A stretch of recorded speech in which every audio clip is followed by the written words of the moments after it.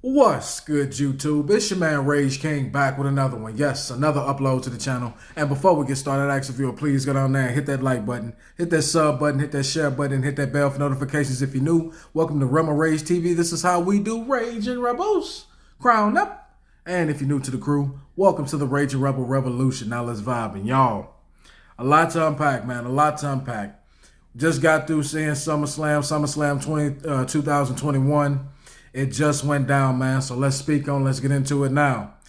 Before we even get into the actual matches themselves, I just want to touch on the WWE 2K22 game footage that we got. I'm going to do a whole nother video on that where I can get more in depth into it. But if I had to speak on it just now, just touch on it right now in this video real quick, it's very limited.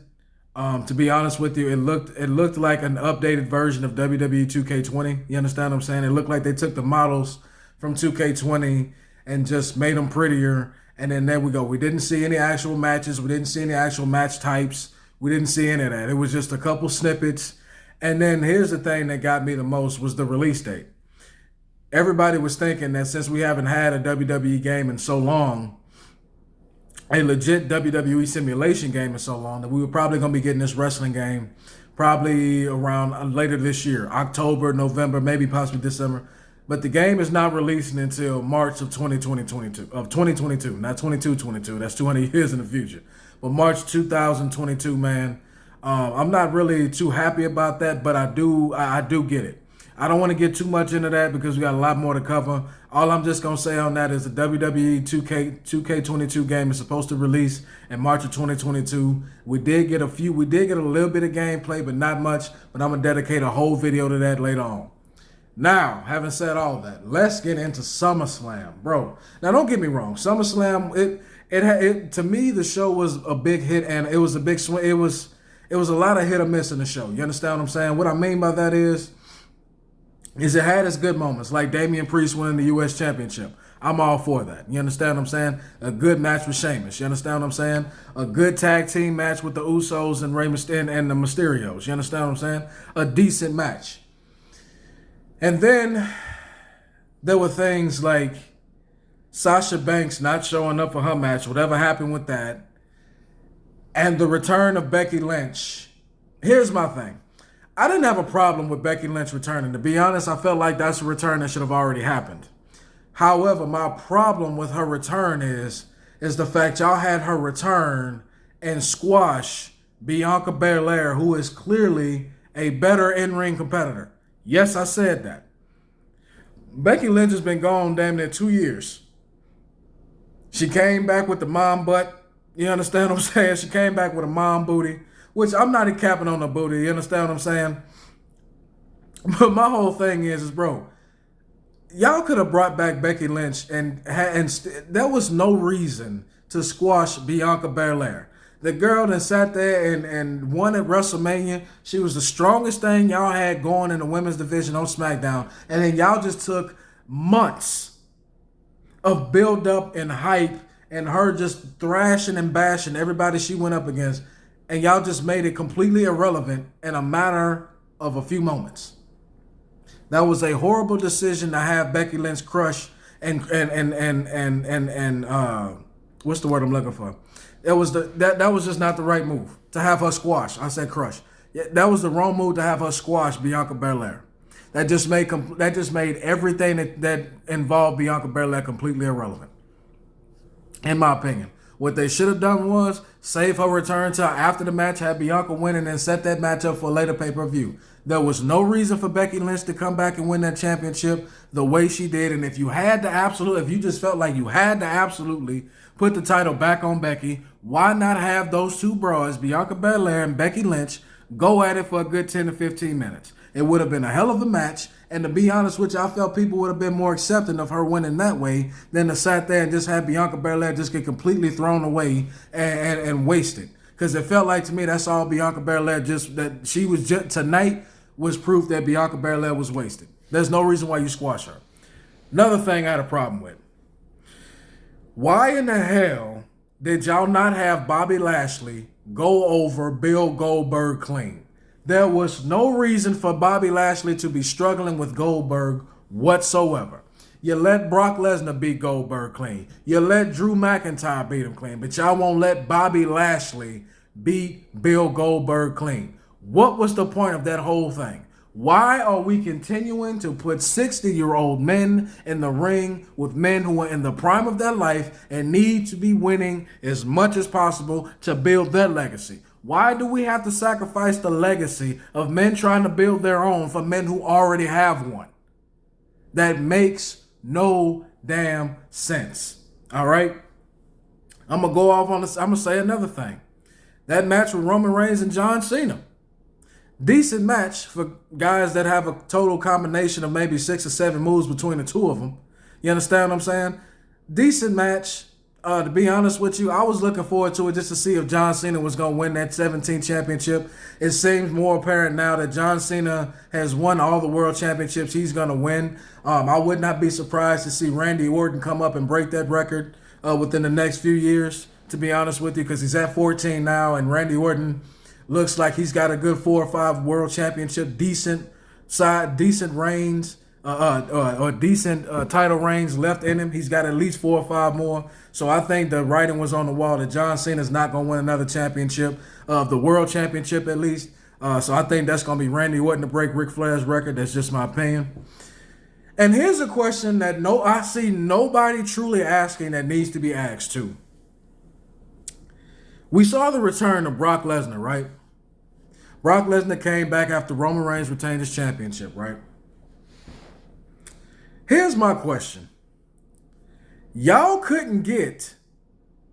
decided to put Bobby Lashley in the ring with Bill Goldberg, but yet, at SummerSlam, much like y'all did at WrestleMania 31 with The Undertaker and Sting being in the same building at the same exact time on that stage, and yet for some reason they never had an interaction with each other.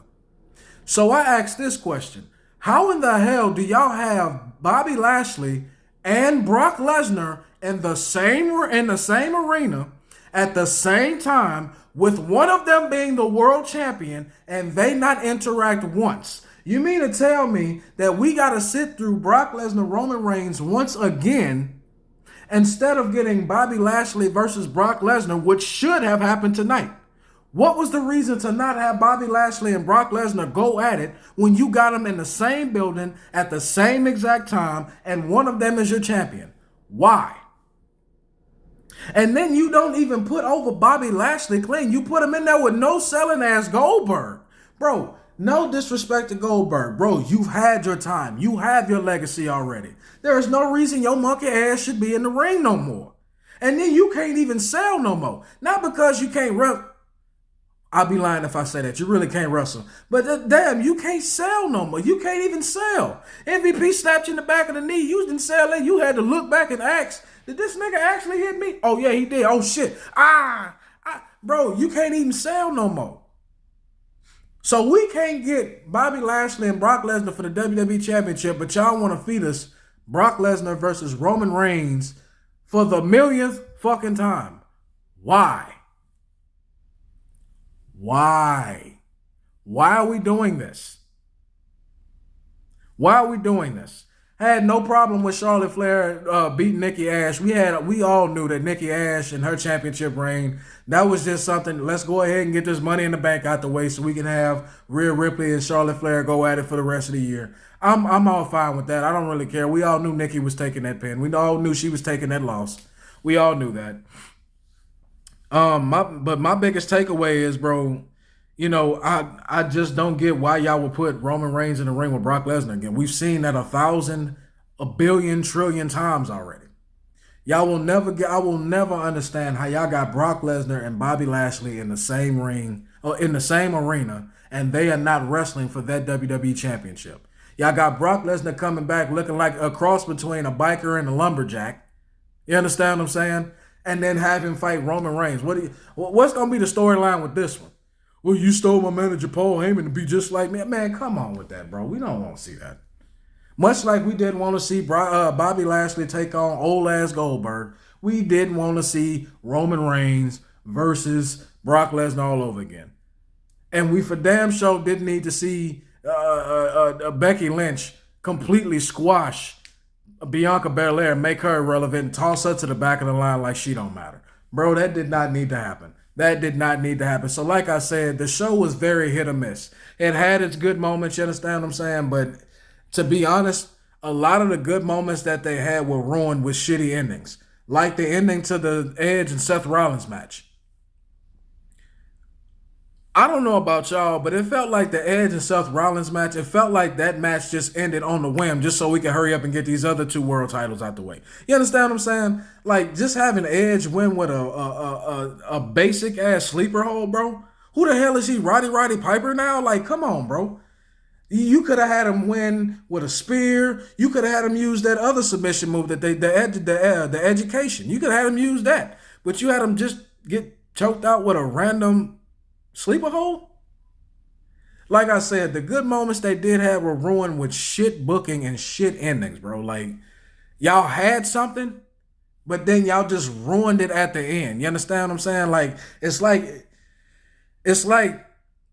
it's like getting that chick that you've always wanted, and then you get up close to her and you finally finna smash, and then you realize she got bad body odor and her breath stink.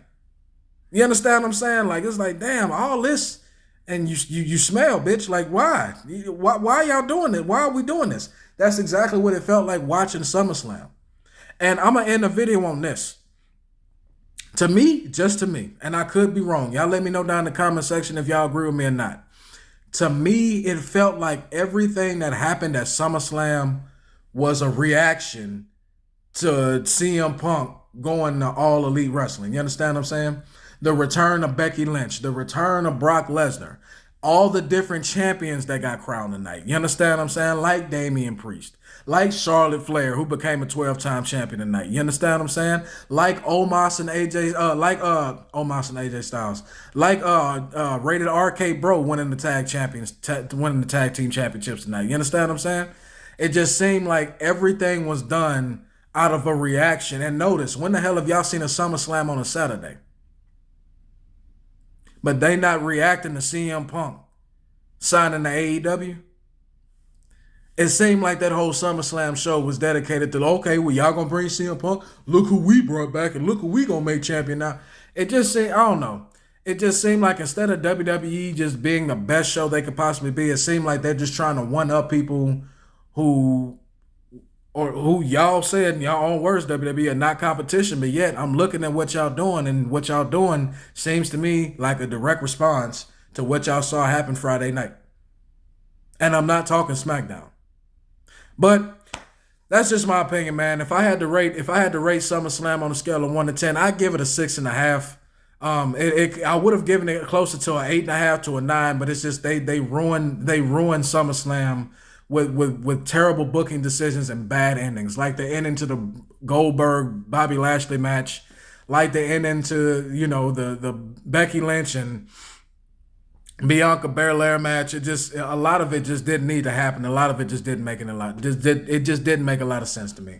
But that's just my opinion. Y'all let me know down in the comment section what y'all thought about SummerSlam. Did y'all like SummerSlam, man? What did y'all rate SummerSlam on a scale of 1 to 10, 10 being the worst, 1 being the best?